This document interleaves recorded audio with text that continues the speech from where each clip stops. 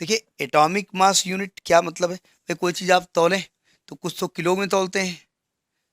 जैसे अब आप मार्केट में केसर खरीदने जाओ तो नहीं कहेगा 1 लाख रुपए किलो, कहेगा 200 रुपये की एक रत्ती, 1 ग्राम, उस हिसाब से कहेगा ना। ठीक है, सोना कभी भी आपको किलो में नहीं बताएगा वो, उसको मालूम है किलो सुन के ही तुम्हारा पसीना निकल आएगा। तो हर चीज़ के तौलने का एक होता है ना। तो भाई हम हल्की हल्की चीज़ें तौलते गए। अब सुनार के यहाँ कभी आप मम्मी के कान का बाला लेके जाओ, अपने कान का बाला जाके उसके यहाँ जाओ, चक्की वाले के यहाँ तो उड़ाओ जा करके, तो 2 4 10 ग्राम तो ऐसे है वो, उड़ा जाई 10 20 50 ग्राम। जैसे होता नहीं, जब सब्जी लेने गए, अरे यार थोड़ा और डारो, सोना दे रहे हो का, और सोने में अगर कह दो थोड़ा और डारो, तो पता चला थोड़ा और डारो तो 2 लाख रुपए होगी।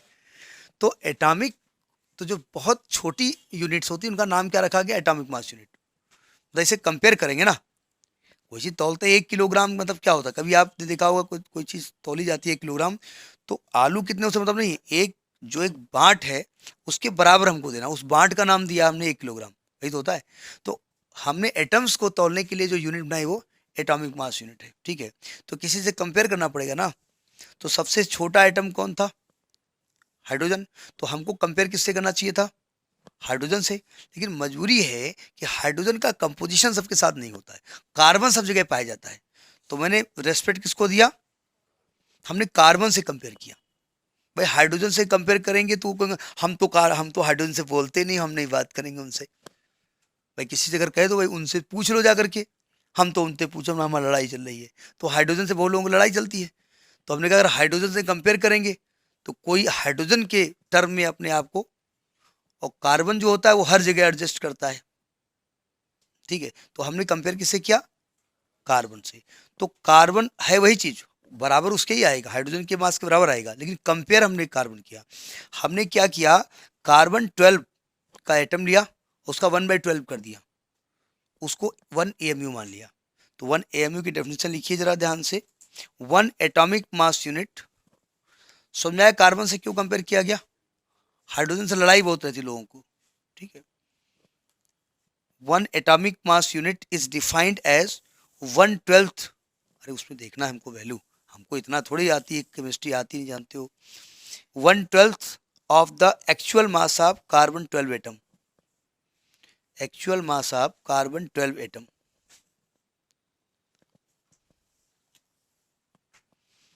यानी कि मतलब क्या हुआ कि 1 AMU, या इसको हम 1U लिखते हैं, बहुत सारी बुक्स में केवल यू लिखा होता है।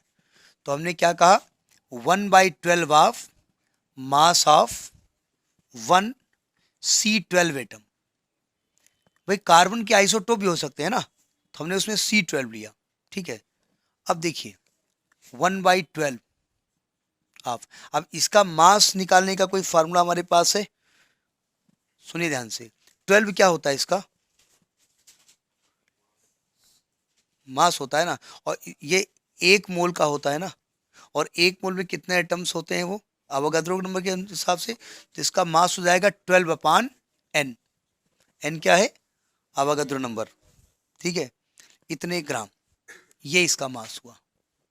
ठीक है, तो 1/n ग्राम, ये 1 AMU होता है, और 1/n होता है 6.022 इंटू 10 पावर 23 ग्राम, 23 होता है ना, 22 होता है, ये 22 बता रही है, हमको कंफ्यूज कर रही है।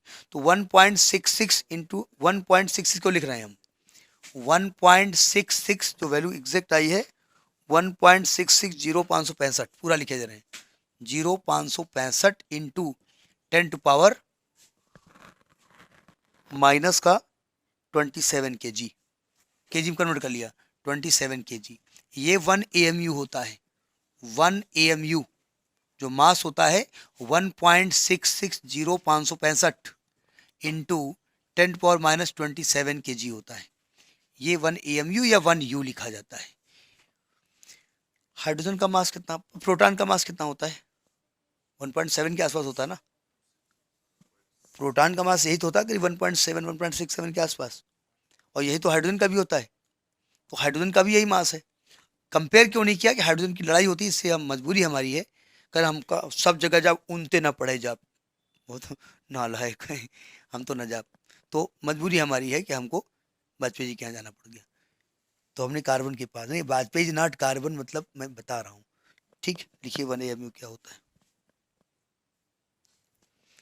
अब 1 AMU मास हुआ, सुनिए ध्यान से, सावधान।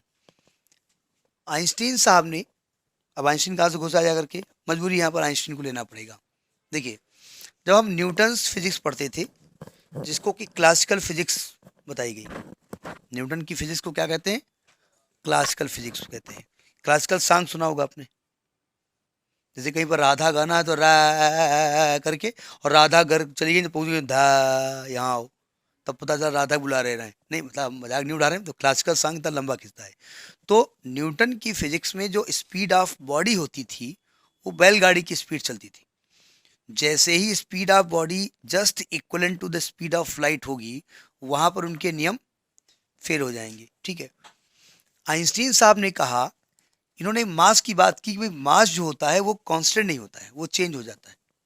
ठीक है, जैसे आपने स्टैंडर्ड मीटर की डेफिनेशन पढ़ी थी कि प्लेटिनम और इरिडियम से बनी हुई एक धातु का एक क्षण है जिसमें 2 चिन्ह बने हुए थे, और इनका जो इनकी लंबाई 0 डिग्री सेंटीग्रेड पर 1 मीटर थी।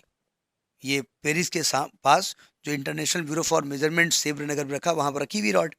यही डेफिनेशन पढ़ी ना। ये डेफिनेशन क्यों नहीं एक्सेप्ट की गई बाद में, सही है डेफिनेशन। आइंस्टीन जब पैदा हुए ना, आइंस्टीन ने अपने रूल बताए, तो उन्होंने कहा ये ठीक है 1 मीटर है, ठीक है, हम इसको लेकर के, इसको पकड़ करके स्पीड ऑफ लाइट से उड़े जा रहे हैं, इसकी लेंथ चेंज हो जाएगी, लेंथ भी चेंज हो जाएगी। तो डेफिनेशन लेंथ की चेंज कर दी गई, लेंथ की डेफिनेशन 1 मीटर की डेफिनेशन चेंज की गई। क्या चेंज की गई, उन्होंने कहा देखो ऐसा है, स्पीड ऑफ लाइट कितनी होती है, और 2 पॉइंट समथिंग होती है, 2.99 करके कुछ होती है एग्जैक्ट वैल्यू, जो एग्जैक्ट वैल्यू, तो 3 × 10⁸ ले लेते हैं, है नहीं सही। हमने कहा देखो स्पीड ऑफ लाइट क्या है, 3 × 10⁸ मीटर पर सेकेंड, मतलब 1 सेकेंड में वो 3 × 10⁸ मीटर कवर करती है।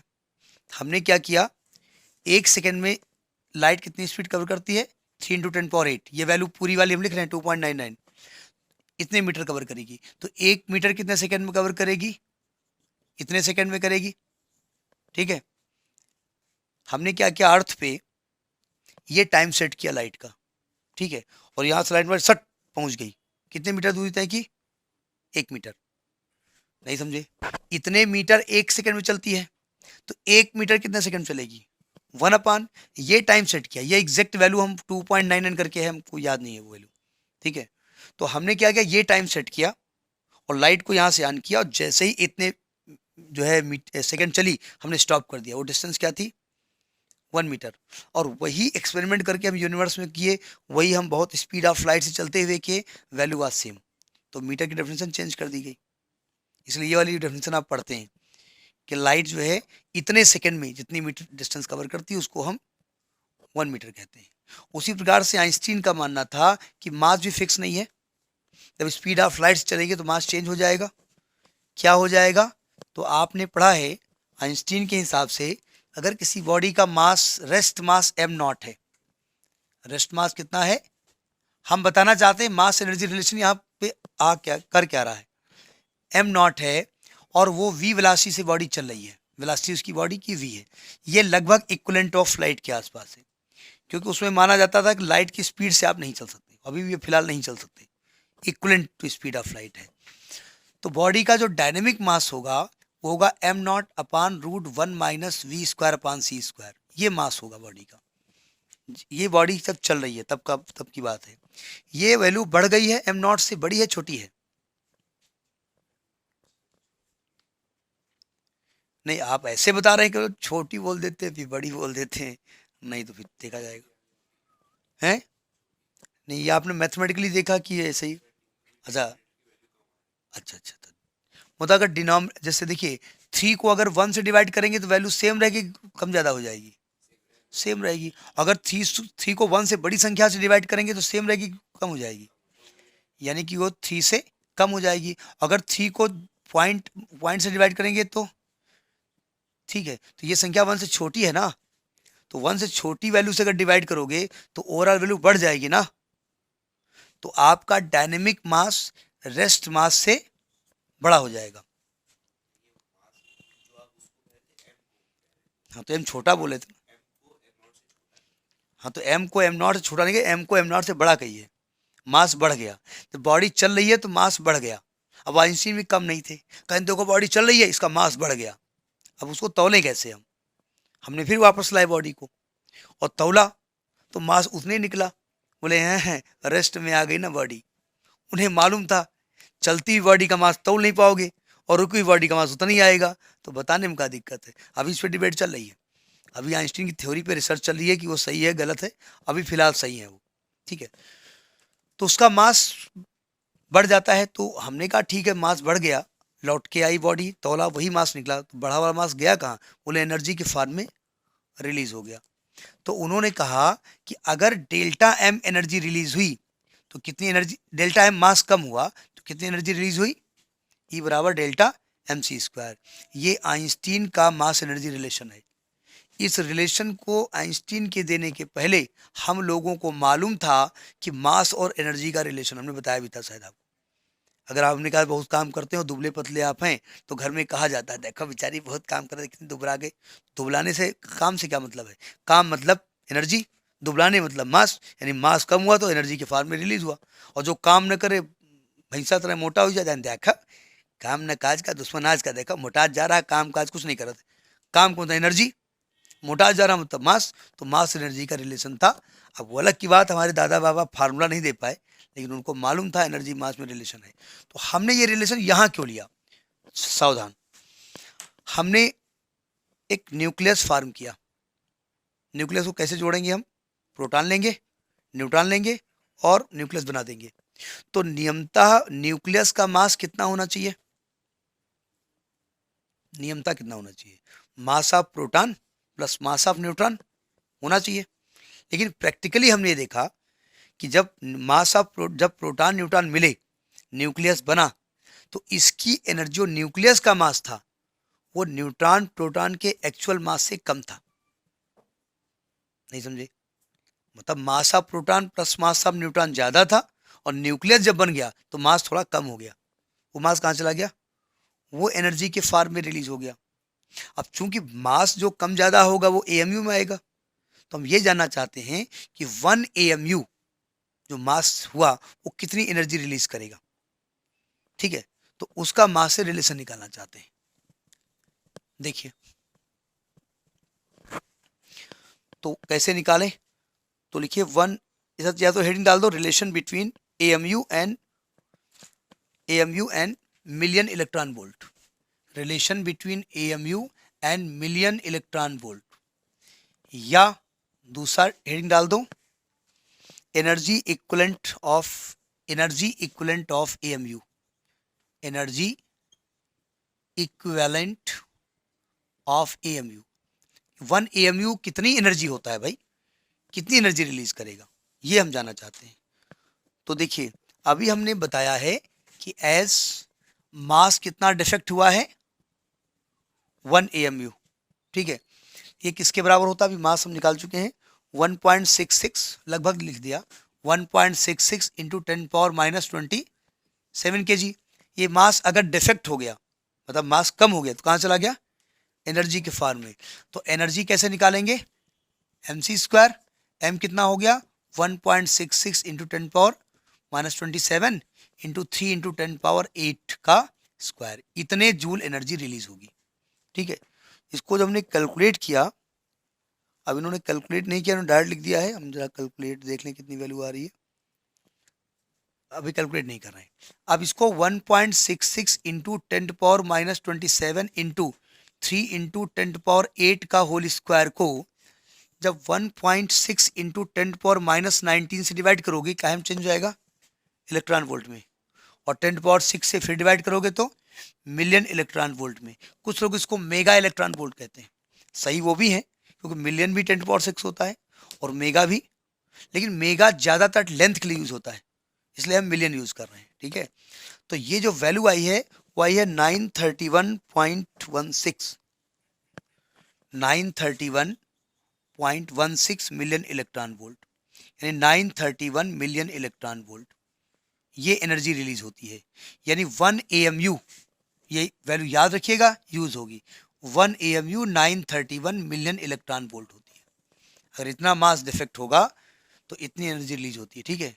और कोई भी न्यूक्लियस जब बनता है, सुनिए ध्यान से, बहुत सीख की बात इसके अंदर है। कोई भी न्यूक्लियस जब बनता है तो उस न्यूक्लियस के बनने में जितनी ज़्यादा एनर्जी रिलीज होती है, उस न्यूक्लियस को टूटने में भी उतनी ही ज़्यादा एनर्जी। हम लोगों के यहाँ शादी होती है तो एक न्यूक्लियस फॉर्म होता है ना, और उसमें कौन गोत्र, कौन जाति, कौन ये, कौन कुल, मामा गे, मौसा गे, वी गे, पापा गे, 36 गुण, ये 35 गुण, होते होते कितनी एनर्जी रिलीज हो गई, तब जाके न्यूक्लियस फॉर्म हुआ, बहुत ज़्यादा एनर्जी रिलीज हुई। अब वो न्यूक्लियस अगर टूटना चाहता है तो आपके केवल तलाक तलाक तलाक नहीं टूटेगा, क्योंकि वो न्यूक्लियस फॉर्म में एनर्जी बहुत रिलीज हुई है, तो उसे टूटने में भी उतनी एनर्जी चाहिए, ठीक है। और वहाँ एनर्जी रिलीज में गए, चलो भाग चले गए, भाग गए, तो जैसे भाग गए उतनी एनर्जी रिलीज में वैसे टूट गए, कहीं बत्ती टुकड़ा के गए फ्रिज में रख दिया, एक एक करके खर्च करेंगे। तो भाई हमारी साइंस क्या कहती है, जिस न्यूक्लियस को बनने में एनर्जी रिलीज ही नहीं हुई सोसाइटी की, तो सोसाइटी का रोल भी उसमें कुछ नहीं है। 32 टुकड़ा में चाहे तुम एक एक टुकड़ा फेंको जाए तो दूध ही पकाए खाओ, ठीक है। तो इसलिए ये नहीं, मैं विज्ञान सिखा रहा हूँ, मैं विज्ञान की भाषा में बात कर रहा हूँ। तो अगर आपका न्यूक्लियस फॉर्म करने में एनर्जी खूब रिलीज हुई है तो न्यूक्लियस बंधा रहेगा। और ये जो वैल्यू हमने 931.16 लिखी है ना, प्लीज़ ये सही कर लीजिएगा, ये 931.5 आएगा ना, गलती से 931.16 हो गया है, इसको 931.5 मिलियन इलेक्ट्रॉन वोल्ट हो जाएगा, ठीक है। यानी 1 AMU या जिसको 1 U कहते हैं, ये 931.5 मिलियन इलेक्ट्रॉन वोल्ट होगा, या जनरली 931 यूज होता है MeV, ठीक है। वो गलती से 931.16 हो गया था, ओके, इसको सही कर लीजिएगा।